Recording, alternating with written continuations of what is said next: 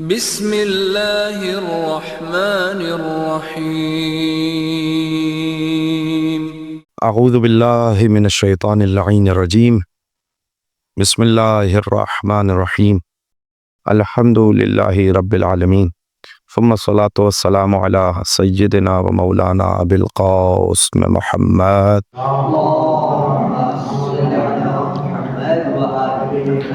و اہل بیتہ الطیبین الطاہرین، لا سیما بقیۃ اللہ فی الارضین ولعنت الدائمۃ علی اعدائہم اجمعین، اما بعد فقد قال اللہ تبارک و تعالی بسم اللہ الرحمن الرحیم، انا انزلناہ فی لیلۃ القدر وما ادراک ما لیلۃ القدر، لیلۃ القدر خیر من الف شہر، تنزل الملائکۃ والروح فیہا بإذن ربہم من کل امر، سلام ہی حتی مطلع الفجر، الصلاۃ علیہ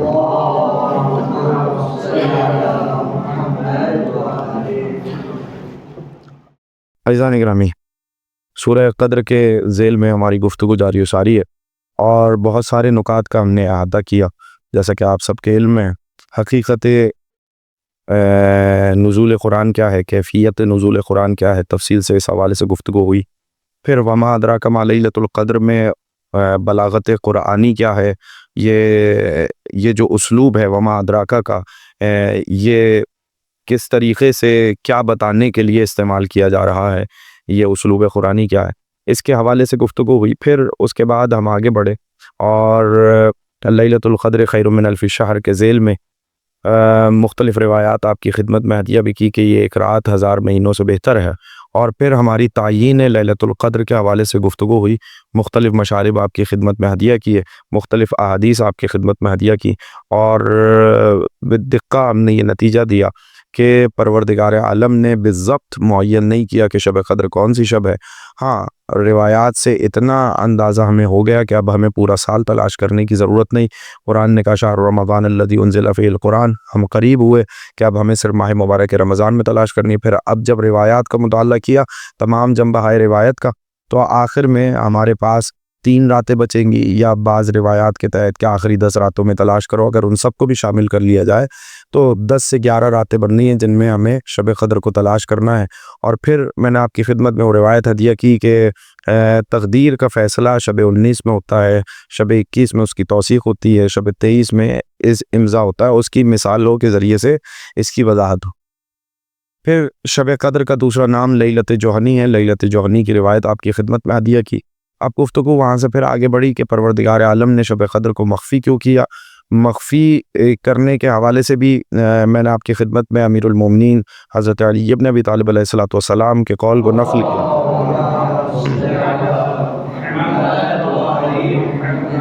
کہ اگر تمہیں بتا دیتے کہ شب قدر کون سی شب ہے تو تم اس رات عمل کرتے اور بقیہ راتوں کو ترک کر دیتے۔ اور دیگر روایات سے بھی یہی اندازہ ہوتا ہے جس میں معصوم نے کہا وما علیک ان تفعل خیرا فی لیلتین، تمہارے لیے باعث حرج نہیں ہے کہ دونوں راتوں میں خیر انجام دے لو، یعنی اگر دونوں راتوں میں خیر انجام دے لو گے تمہارا کیا چلا جائے گا۔ ایک شب 21 اور شب 23 کے سوال میں کہا، یا پھر کہا کہ دونوں راتیں تمہیں مطلوبہ ہدف تک پہنچانے کے لیے، جو تم جس شے کے خواہش مند ہو، قرب خدا کے خواہش مند ہو، یہ 2 راتیں کتنی آسان ہیں۔ تو ان تمام روایات سے اندازہ ہوا کہ شب قدر کو بالضبط معین نہیں کیا، لیکن اس کا دائرہ ضرور تنگ ہو گیا۔ اب ہمیں بہت زیادہ زحمتیں نہیں کرنی، ہاں البتہ چند راتوں میں ہمیں کوشش یہ کریں گے کہ ان راتوں کا احیاء اس لیے کیا جائے تاکہ ہمیں یقین ہو جائے کہ ہم نے شب قدر کو درک کر لیا۔ گفتگو وہاں سے آگے بڑھی، پھر اس عنوان پہ آئی کہ شب قدر کو شب قدر کیوں کہا جاتا ہے۔ گفتگو ذہن میں ہے، آپ لوگوں کے کل کی گفتگو ذہن میں ہوگی۔ اس کی پہلی وجہ یہ تھی کہ اس رات میں مقدر بنتے ہیں تو اس لیے شب قدر کہا جاتا ہے۔ دوسری وجہ یہ تھی کہ یہ رات قدر و منزلت والی رات ہے، اور قدر کا لفظ قدر و منزلت کے لیے آتا ہے۔ کل قدر کے لفظ کی وضاحت میں نے آپ کی خدمت میں ہدیہ کی تھی، آج میں اس گفتگو کو دہرانا نہیں چاہ رہا۔ وما قدر اللہ حق قدر ہے، اس میں قدر و منزلت کے معنی میں، تو اسی لیے لیلۃ القدر کہا گیا کیونکہ عظیم المرتبت رات۔ تیسرا معنی بھی کیا گیا وَإِن قُدِرَ عَلَيْهِ رِزْقُهُ فَلْيُنْفِقْ مِمَّا آتَاهُمُ اللَّهُ، یعنی تیسرا معنی قدر کا تنگی کا ہے کہ وَمَنْ قُدِرَ عَلَيْهِ رِزْقُهُ، جس پر اس کا رزق تنگ کر دیا گیا ہو تو وہ انفاق کرے جو کچھ اللہ نے اسے عطا کیا۔ تو یہاں تنگی کا معنی ہے، جب ملائکہ نازل ہوتے ہیں اس شب میں تو عرصہ زمین ان کے لیے تنگ ہو جاتا ہے، اتنی کثرت کے ساتھ نازل ہوتے ہیں۔ اور یہیں سے اشارہ بھی ملتا ہے، اور بعض روایات اس بارے میں صراحت کرتی ہیں کہ پروردگار عالم نے ملائکہ سے زیادہ کسی مخلوق کو خلق نہیں کیا۔ تو وہ اتنی بڑی تعداد میں جب نازل ہوتے ہیں ملائکہ اور روح، اور بعض روایات اس بارے میں بھی بتاتی ہیں کچھ ان ملائکہ کے لیے، بعض ملائکہ کے گروہ کے لیے کتابہ کا لفظ آیا ہے، یعنی وہ مقدر لکھنے کے لیے آسمان دنیا تک آتے، تو عرصہ زمین تنگ ہو جاتا ہے، اسی لیے سے شب قدر کہا جاتا ہے۔ اور دیگر وجوہات، باقیہ وجوہات انہی کی جانب لوٹیں گی، وہ میں کل آپ کی خدمت میں ہدیہ کر چکا۔ لیکن ہم آج جو موضوع گفتگو ہے، کہہ لیجئے ایک اعتبار سے کہ تھوڑی سی ہمیں اس کو سمجھنے کے لیے دقت کرنی پڑے گی، تھوڑا سا اپنے ذہن کو آمادہ رکھنا پڑے گا، اس لیے کہ یہ وہ باریک خط ہے، یہ وہ باریک راستہ ہے کہ جہاں پہ لغزش کے بہت سارے امکان ہوتے ہیں اگر صحیح طریقے سے سمجھا نہ جائے کہ ائمہ طاہرین علیہم السلام ہمیں کیا عقیدہ دے رہے ہیں۔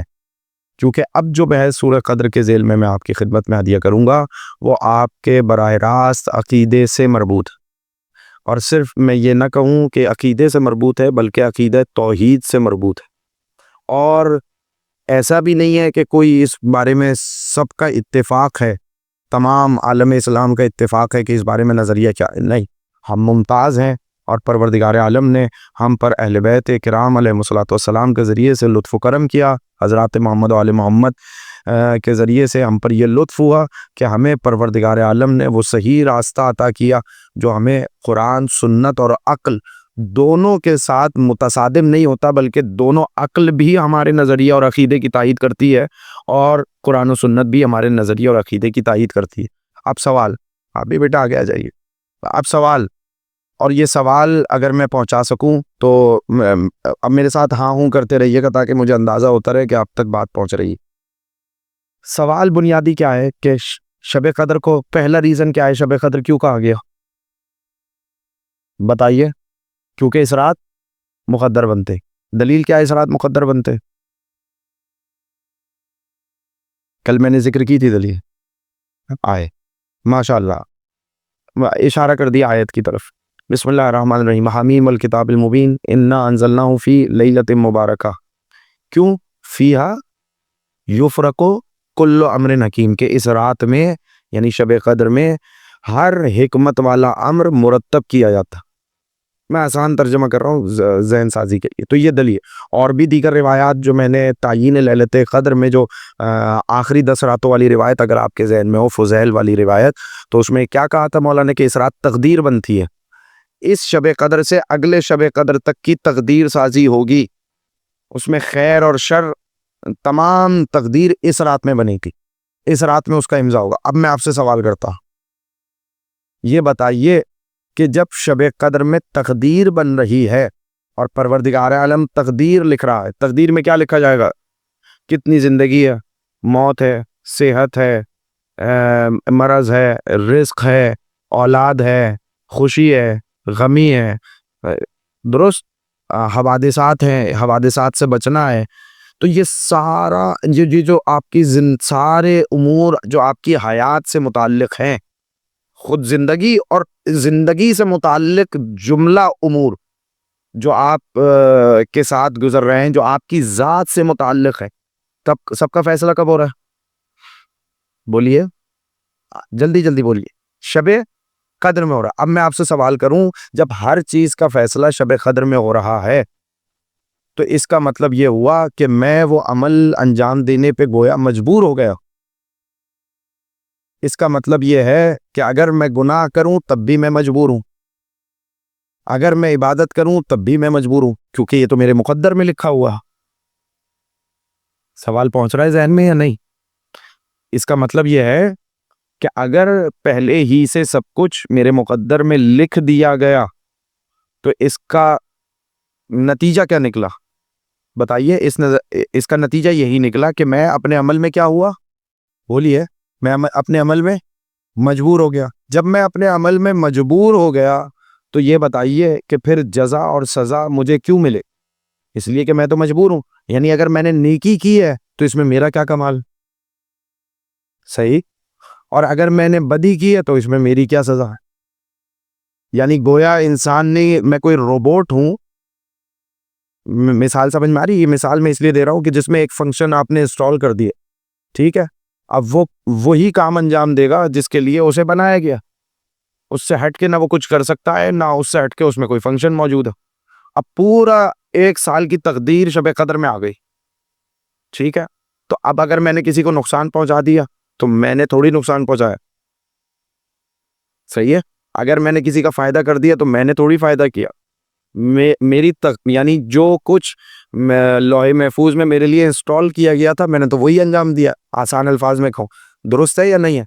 دیکھیں، اگر ابھی بھی سمجھ میں نہیں آئے تو پھر وہ بہلول دانہ والے واقعے کی طرف چلیے ذرا.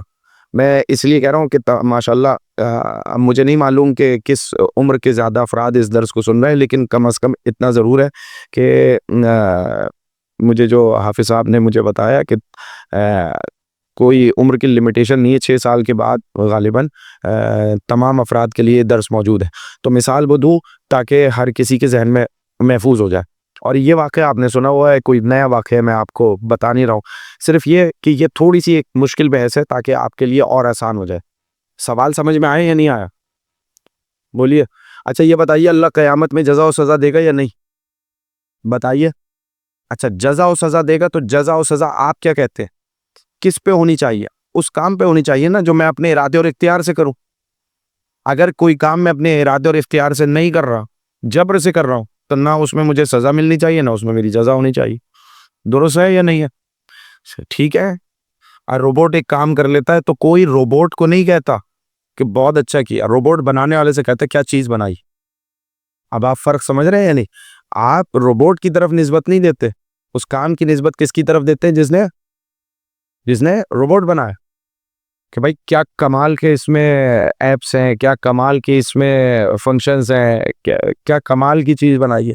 صحیح ہے یا نہیں؟ اب بولول دانہ والا واقعہ کیا ہے سب کو ذہن میں ہوگا. ایک دفعہ گزر رہے تھے مسجد میں، ایک معروف فقیہ درس دے رہا اور انہوں نے 3 چیزیں کہی، اور وہ 3 چیزوں پہ بولول دانہ نے ایک ہی ریاکشن دیا. وہ 3 چیزیں کیا ہے؟ کہا کہ یہ جو افعال بندے جو کام کرتے ہیں یہ اصل میں فعل کی نسبت بندے کی طرف نہیں ہے، فعل کی نسبت اللہ کی طرف. یعنی بندے کے ہاتھ میں کچھ نہیں ہے، اللہ کا فعل ہوتا ہے جو بندے سے صادر ہوتا. پہلا. دوسرا کہا کہ صاحب قیامت کے روز مجھے یہ بات سمجھ میں نہیں آتی، کس کی؟ امام جعفر صادق ہے کہ خدا پروردگار عالم کی رؤیت ناممکن ہے، قیامت میں بھی پروردگار عالم نظر نہیں آئے گا. اگر کوئی شے موجود ہے تو پھر نظر بھی آئے گی. یعنی اس کا مطلب قاعدہ کیا بنایا؟ جو شے موجود نہ ہو وہی نظر نہیں آئے گی، جو شے موجود ہوگی وہ نظر بھی آئے گی. دوسرا نظر. تیسرا، مجھے یہ بات ان لوگوں کی ایک اور سمجھ میں نہیں آتی کہ قیامت کے روز شیطان کو جہنم کا عذاب ملے گا. بھئی اللہ نے جب آگ سے بنایا تو آگ کا عذاب کیسے ملے گا؟ یعنی آگ پہ کیسے اثر پڑے گی؟ تکلیف کے لیے آگ کا عذاب کیسے ہو؟ بولول دانہ نے ایک مٹی کا ڈھیلا اٹھایا اور مار دیا، سر پہ لگا، زخمی ہوا. بادشاہ کے پاس قصے میں ہے کہ ہارون الرشید کے پاس غالباً پہنچے اور کہنے لگے کہ دیکھیں بہلول نے مجھے مارا ہے. بلایا گیا بہلول دانہ، تم نے انصاف کو ایسے کیوں مارا؟ تو پہلے انہوں نے کہا میں نے کہا مارا ہے.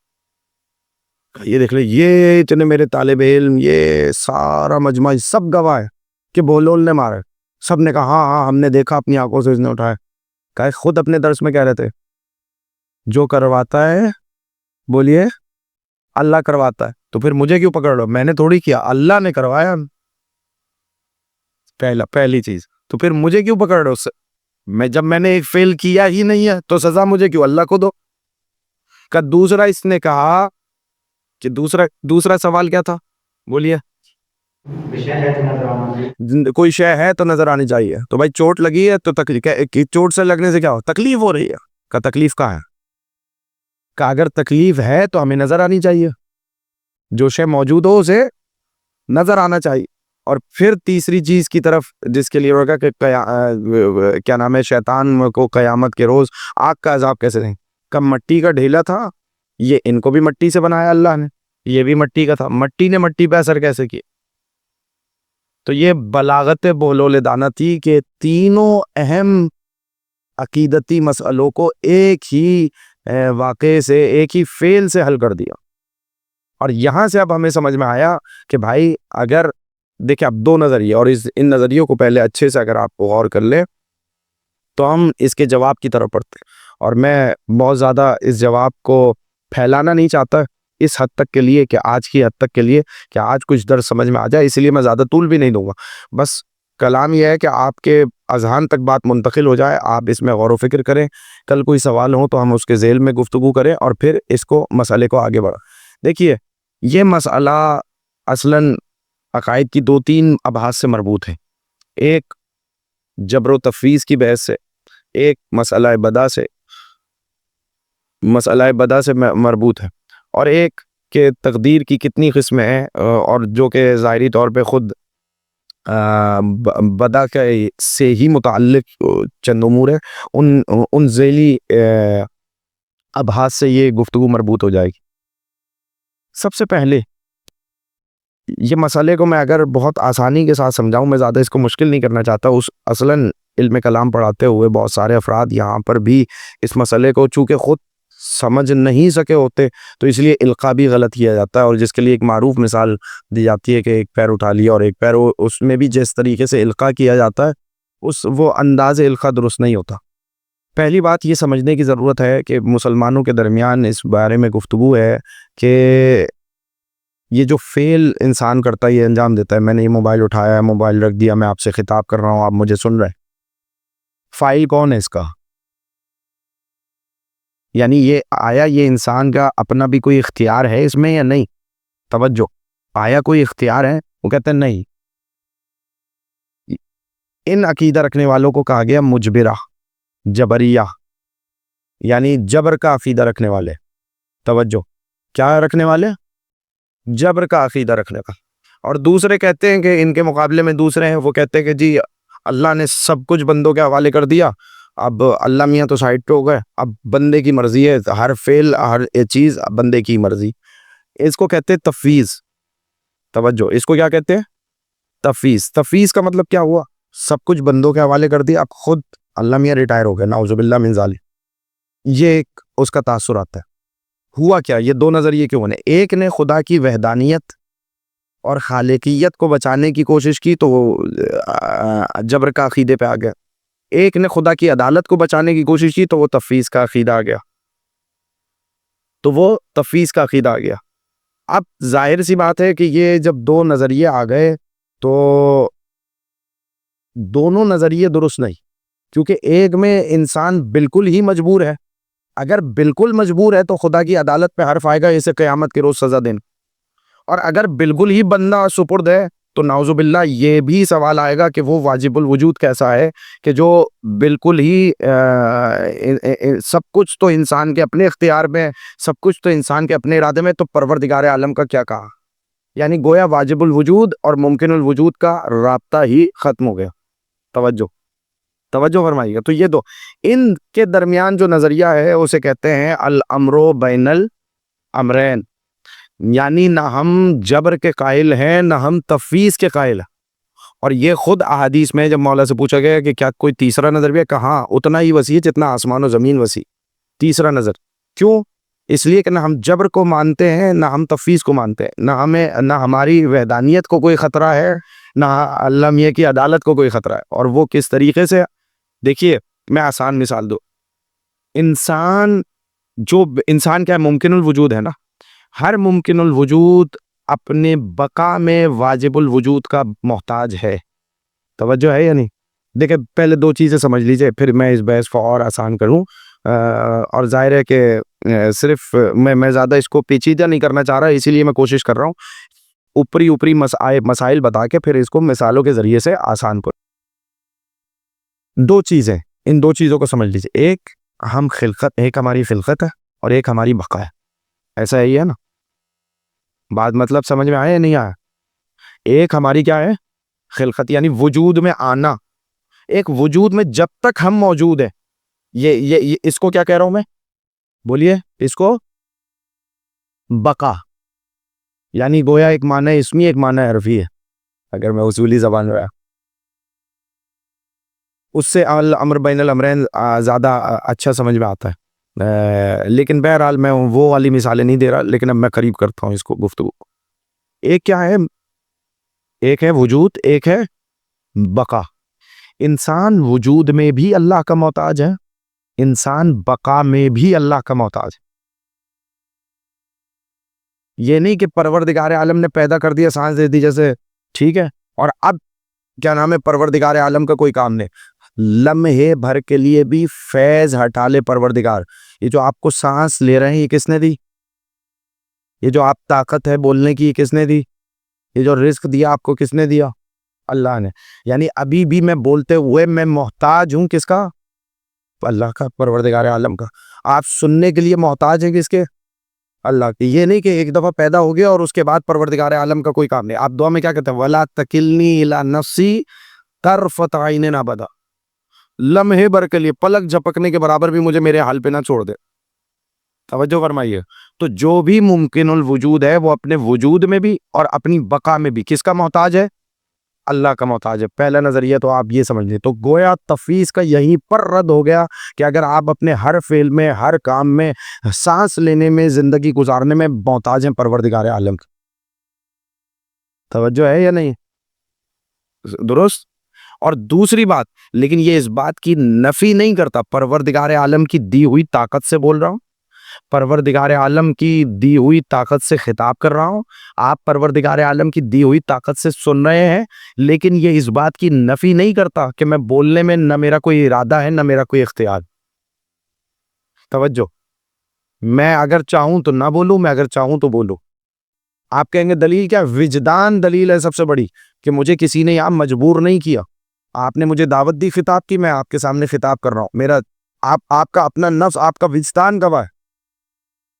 آپ بتائیے کہ مجبوری کے عالم میں بول رہے ہیں، بولیے، یا اختیار سے بول رہے ہیں؟ یہ الگ بات ہے کہ میں پروردگار عالم سے ہٹ کر نہیں بول سکتا، اس کے فیض کے بغیر نہیں بول سکتا، اس کی دی ہوئی قدرت کے بغیر خطاب نہیں کر سکتا، اس کی دی ہوئی عطا، اس کی دی ہوئی طاقت کے بغیر میں کیا نام ہے لمحے بھر کے لیے بھی ہٹ جائے تو میں ہلاک ہو جاؤں۔ پہلے یہ بات سمجھ لو، درست ہے؟ یہ اس کو کیا کہتے ہیں؟ الامر، بولیے، بین الامرین، نہ مجبرہ نہ مفوضہ، نہ جبر کا عقیدہ نہ تفویض کا عقیدہ، ٹھیک ہے؟ ہم دونوں امروں کے درمیان اس امر کو مانتے ہیں، ٹھیک ہے؟ ہمارے نزدیک پروردگار عالم کی عدالت پہ بھی کوئی حرف نہیں آتا۔ جب میرا ارادہ اور اختیار ہے اور میں نے کوئی گناہ کیا اپنے ارادے اور اختیار سے کیا، تو اللہ نے جو مجھے سزا دی وہ کس بات پہ دی؟ اپنے فعل پہ دی۔ یعنی میں نے جو اپنے ارادے سے کام کیا اس پہ سزا آئی، اس سے سزا تعلق رکھی۔ توجہ ہے یا نہیں؟ یا نہ کہ یہ کہ میرے ہاتھ میں ہی کچھ نہیں تھا، اس میں دونوں باتوں میں فرق ہو گیا، ٹھیک ہے؟ اب اس کو تھوڑا سا اور آگے بڑھے، اس سوال کو تھوڑا سا، اب اس بحث کا کیسے تعلق ہے جو ہماری والی بحث ہے؟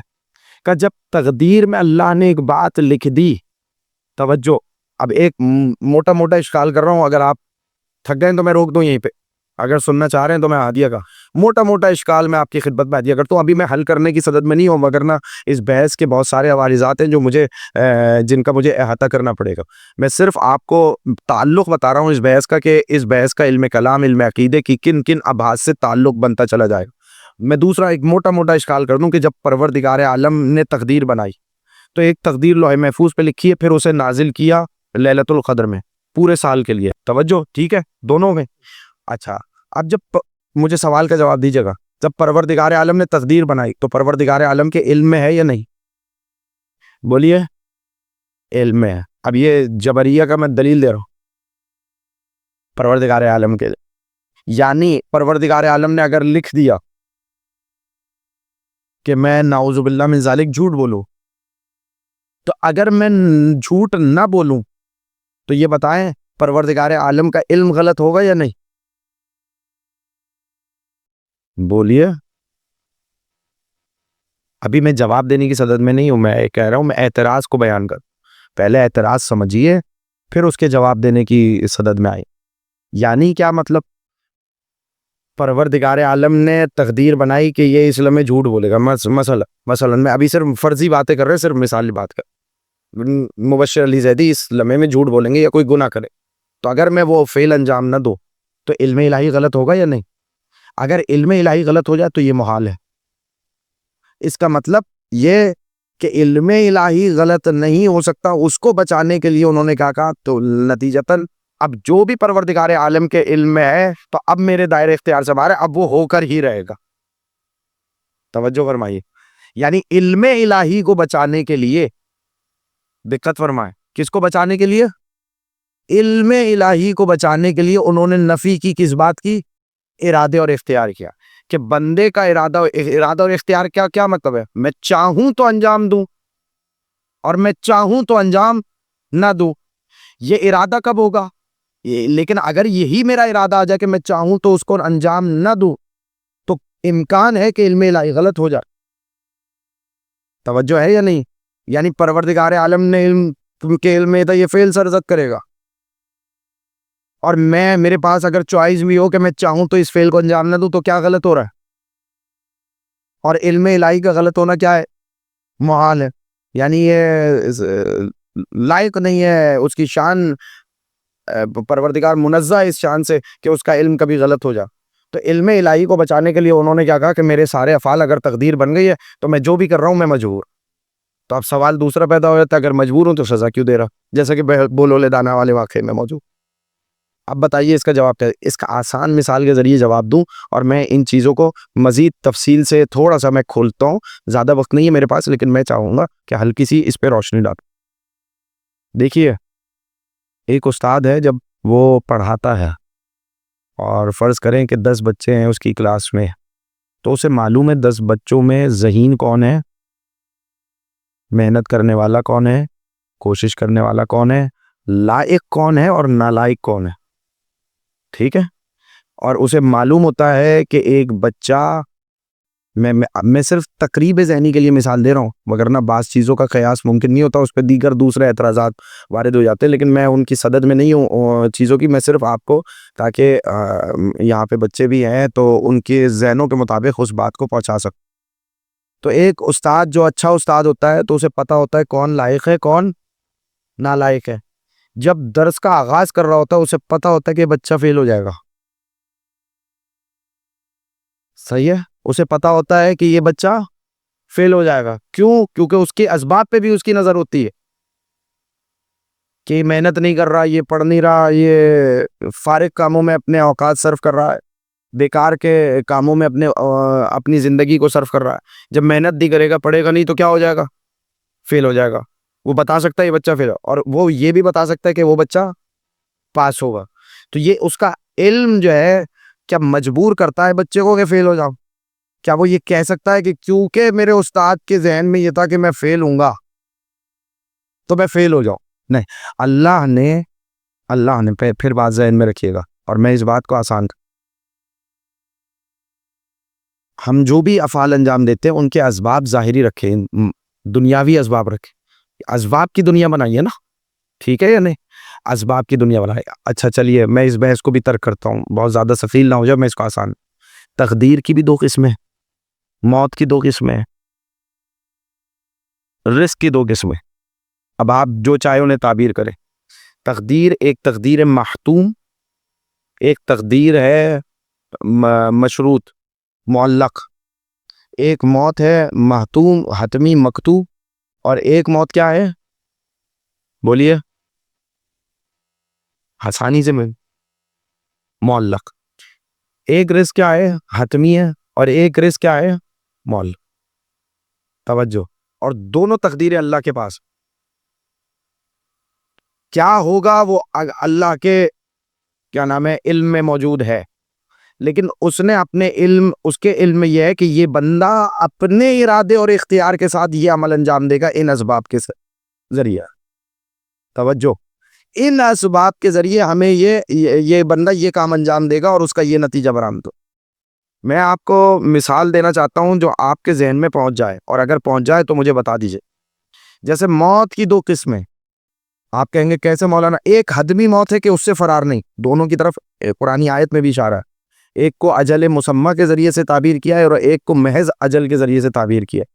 اجل میں مسمہ یعنی حتمی موت، یعنی اب دنیا ادھر سے ادھر ہو سکتی ہے مگر یہ موت کا وقت نہیں ٹل سکتا ہے۔ اچھا، ایک موت کو دیکھتے ہیں ہم ٹل جاتی ہے، ایک تقدیر اسی طریقے سے حتمی ہے، ایک معلق ہے، ٹھیک ہے۔ تقدیر حتمی، آپ کہیں گے مثال دے کوئی تقدیر حتمی کی، جیسے چاند اور سورج کی تقدیر اللہ نے بنائی، والشمس تجری لمستقر لہا ذالک تقدیر العزیز العلیم، اپنے مستقر پر ہی چل رہا ہے، اپنے مستقر پر ہی سفر کر رہے ہیں، وہاں سے ہٹ نہیں سکتے، ٹھیک ہے، درست۔ اسی طریقے سے انسان کی جو حتمی موت اللہ نے لکھی ہے یہ اس کا مقدر ہے، اب یہ بدل نہیں ہو سکتے۔ اور ایک تقدیر ہے جس کے لیے کہتا ہے کہ خدا چاہے تو اس کو ثابت کرے، خدا چاہے تو اس کو محو کر دو، یمحو اللہ ما یشاء ویثبت۔ میں مثالیں دوں گا تو سب سمجھیں گے انشاءاللہ، میں اس لیے یہ صرف ابھی کسی صدد میں ہو۔ ایک مثال کے طور پہ موت ہے، اس میں اللہ نے یہ لکھا کہ اگر اس نے علاج کرا لیا تو بچ جائے گا، علاج نہیں کرایا تو مر جائے گا۔ توجہ فرمائیے گا، اس میں تقدیر یہ ہے آپ کی، معلق کا مطلب جو کسی اور بات پہ منحصر ہو، جو یا مشروط کہہ لیں آپ اس کو، کہ اس کی شرط اگر واقع ہو گئی تب یہ مشروط واقع ہوگا۔ یہ موت تب آئے گی جب یہ کام انجام دے لے اور یا یہ کام انجام نہ دے۔ مثال کے طور پہ اس کی موت لکھی ہے اگر یہ علاج نہ کرا، بیماری ایسی ہے لیکن اگر علاج کرائے تو بچ جائے گا۔ اور بتاؤں، اور آسان مثال لوں، صدقہ موت کو، بھائی اگر صدقہ موت کو ٹال دیتا اور موت کا وقت معین ہے تو بتائیے کون سی موت کو ٹالنا؟ اب تو آپ کے سامنے کی مثال دی ہے نا، معلق کا، یعنی اس کی تقدیر میں یہ لکھا اگر اس نے صدقہ دے دیا۔ ہاں، اللہ کو حتمی علم سے پتا ہے کہ وہ صدقہ دے گا یا نہیں، یہ الگ بات، لیکن ابھی میں بات کر رہا ہوں یہ تقدیر نے ہمیں مجبور کیا یا نہیں؟ نہیں، تقدیر میں یہ لکھا ہے کہ اگر اس نے صدقہ دے دیا تو یہ موت سے بچ جائے گا۔ اور مثال دے دوں، کچھ لوگ حادثاتی طور پہ اس دنیا سے جاتے ہیں، وقت نہیں ہوتا، اگر اس نے اپنی نیند پہ قابو پا لیا گاڑی چلاتے وقت، صحیح ہے۔ اور آسان مثال دو، اگر اس نے سیٹ بیلٹ پہن لی تو بچ جائے گا، نہیں تو نہیں بچ۔ اگر اس نے گاڑی کی رفتار اپنے حد میں رکھی تو اسباب کس کے ہاتھ میں؟ بولیے، اسباب انسان کے ہاتھ میں۔ تو اس کا مطلب یہ ہے کہ اللہ نے اسباب کے ساتھ جوڑا ہے تقدیر، تو اس کو کہتے ہیں تقدیر معلق۔ اور ایک کیا ہے؟ تقدیر حتمی، تقدیر مکتوب، تقدیر محتوم، یعنی اگر اصولی زبان میں مطلق منجز۔ کیا مطلب اس تقدیر کا؟ کہ اب یہ ادھر ادھر نہیں ہوگی۔ جو حتمی موت ہے، کیونکہ آپ نے دیکھا، میں خود گواہ ہوں، کتنے پیشنٹس ایسے ہوتے ہیں ابھی صدقہ نکالا، ابھی تو صدقہ نکالا، کچھ دیر کے بعد انتقال ہو، تو آپ یا تو صدقے پر سے ایمان اٹھا لیں کہ بھائی صدقہ موت کو ٹال دیتا ہے، تو بھائی کیسے، وہاں بھی تو صدقہ دیا اور اتنا بڑے بڑے صدقے دے دیے، صحیح ہے۔ تو اگر موت کیا، وہ شعر ہے نا، موت کا ایک دن معین ہے، نیند کیوں رات بھر نہیں آتی، جب موت کا وقت تو معین ہے، یقینی طور پہ معین ہے، تو یہ کون سی موت ہے؟ حتمی، صحیح ہے۔ پریشان تو نہیں ہوا؟ اسی طریقے سے رزق، ایک وہ رزق ہے جو اللہ نے لکھ دیا، وہ تو آپ کو ملے گا ہی ملے گا، اور ایک وہ رزق ہے جس کے لیے آپ نے کوشش کرنی ہے، ایفرٹ کرنی ہے، زحمت کرنی ہے، وَلَيْسَ لِلْإِنسَانِ إِلَّا مَا سَعَىٰ۔ اچھا، آپ کہیں گے کیسے؟ ایک ظاہر ہے، ایک ادب کی ایک لطیف کتاب ہے، اس میں بھی ایک واقعہ درج ہے، اور اللہ ظاہر اگر میں اس کو بیان کروں، کتاب المستطرف میں بھی یہ واقعہ درج ہے کہ امیر المومنین حضرت علی ابن ابی طالب مسجد میں داخل ہو رہے ہیں، اللہم صلی علی محمد وعلی، سامنے کچھ لوگ کھڑے ہوئے تھے، تو وہ اپنے گھوڑے سے اترے، سواری سے اترے، اور کہا اس کی حفاظت کرنا۔ اس پہ ایک لگام تھی اچھی سی، بہترین سی۔ مولا اندر گئے، باہر آئے تو جس کو حفاظت کے لیے معین کیا تھا، وہ لگام نکال کے وہ گیا اور بازار میں بیچ دی۔ توجہ رکھیے گا اس واقعے پہ تاکہ آپ کو اندازہ ہو جائے۔ اس نے کیا کیا؟ بازار میں بیچ دی۔ جب بازار میں بیچ دی، اب اس کا نتیجہ دیکھیے۔ مولا باہر آئے، دیکھا وہ لگام تو ہے ہی نہیں، نہ وہ بندہ ہے نہ لگام، سواری کھڑی ہوئی۔ غلام کو بولا جاؤ بازار سے جا کر لگام خرید کے لاؤ۔ بازار گیا، لگام خرید کے لایا۔ اس نے کہا مولا، دیکھا تو وہی لگام ہے جو مولا کے سواری پہ پہلے لگی ہوئی تھی۔ تو غلام نے پہچان لی وہی لگام اور پوچھا اس سے کہ کتنے میں بیچ کے گیا؟ اس نے بتایا 2 درہم۔ ادھر آیا تو مولا نے کہا میری نیت یہ تھی کہ میں اس کو حفاظت کے بدلے 2 درہم دوں گا۔ توجہ، اب یہیں سے دونوں چیزیں واضح ہو جائیں گی کہ ہمارا ارادہ ہے کتنا نہیں ہے۔ یعنی تقدیر میں اللہ نے یہ لکھا کہ یہ 2 درہم ملیں گے اسے۔ اب یہ انسان کا ارادہ اور اختیار تھا کہ اس نے حلال سے کمایا یا اس نے حرام سے کمایا۔ بات واضح ہوئی یا نہیں ہوئی؟ اب یہ انسان کا، یعنی میں آسانی سے کہوں، جو انسان کی تقدیر میں، جو انسان کی خلقت، انسان کے وجود اور بقا سے جتنے بھی امور تعلق رکھتے ہیں انہیں تقدیر کہتے۔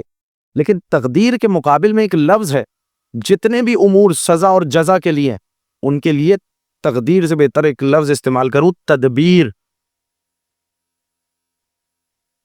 تدبیر کس کے ہاتھ میں؟ کیا مطلب؟ 2 درہم اس کا رزق طے تھا، لیکن اس کے لیے راستہ چننا اہم تھا کہ حلال کے ذریعے چنے یا حرام کے ذریعے۔ اس کو مجبور نہیں کیا گیا تھا۔ اگر وہ کچھ دیر صبر کر لیتا تو اسے یہی 2 درہم ملنے تھے، 2 درہم ملنے تھے، لیکن یہی حلال سے ملنے تھے۔ لیکن اس نے جب چونکہ صبر نہیں کیا اور حرام کی طرف راغب ہو گیا، فوراً بیچ کے وہ درہم حاصل کر لیے۔ تو اب اس کا مطلب یہ سمجھ میں آیا کہ اس نے اپنے ارادے اور اختیار سے کی، ورنہ لکھا ہوا تو مقدر میں اتنا ہی تھا۔ تو اب یہاں سے یہ باتیں سمجھ میں آئیں گی کہ یہ اب کسی نہ کسی حد تک واضح ہوئی بات یا نہیں ہو کہ تقدیر کی کتنی قسمیں ہوئی، حتمی، غیر حتمی۔ ایک وہ وقت ہے انسان کا جس میں اللہ نے کہا موت حتمی آنے، اور کچھ اموات ایسی انسان کی جو ٹل بھی سکتی ہیں اور آ بھی سکتی ہیں۔ آ جائیں گی، بے احتیاطی کی موت آ گئی، گاڑی سفر کرنے میں بے احتیاطی کی موت آ گئی، صدقہ نہیں دیا موت آ گئی، صدقہ دے دیا موت ٹل گئی، احتیاط کی موت ٹل گئی، علاج کرا لیا موت ٹل گئی۔ تو یہ جو موت ٹل رہی ہے، یہ کون سی ٹل رہی ہے؟ جو غیر حتمی ہے، ٹھیک ہے، جو معلق ہے۔ یہ خود معلق والا سلسلہ بتا رہا ہے کہ یہ اب انسان کا ارادہ اور اختیار بھی ہے یا نہیں؟ بولیے۔ لیکن کیا اللہ میاں کو برطرف کر کے یہ ارادہ اور اختیار ہے، یا اس کی دی ہوئی طاقت ہی کے ذریعے، اس کی دی ہوئی قدرت کے ذریعے یہ ارادہ و اختیار ہے؟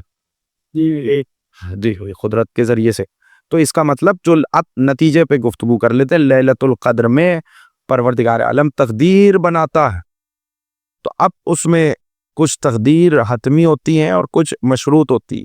جتنے بھی سزا اور جزا سے متعلق امور ہیں، بدی، نیکی، گناہ، استحباب، جتنے بھی احکام شریعہ سے متعلق امور ہیں، یعنی میں آسان کر دوں ایک لفظ میں، جزا اور سزا، ثواب اور گناہ، ثواب اور معصیت سے متعلق جتنے امور ہیں،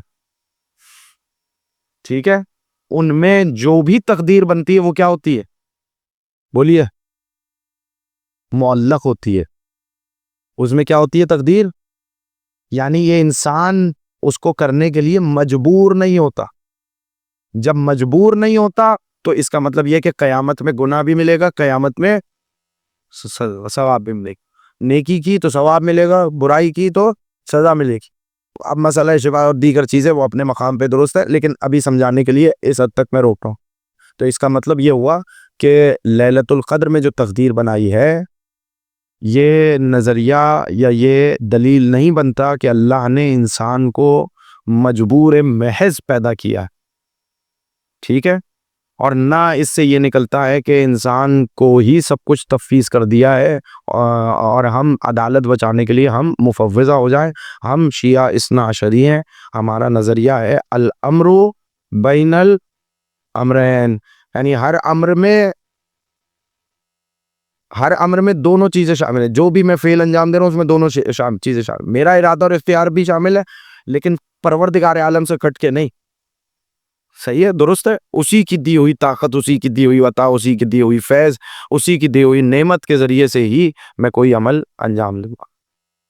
وصلی اللہ علی محمد و اہل بیتہ الطیبین الطاہرین. بسم اللہ الرحمن الرحیم. اللہم کل ولیجک الحجۃ ابن الحسن صلواتک علیہ وعلی آبائہ فی هذه الساعة فی کل ساعة ولیا وحافظا وقائدا وناصرا ودلیلا وعینا حتی تسکنہ ارضک طوعا وتمتعہ فیہا طویلا.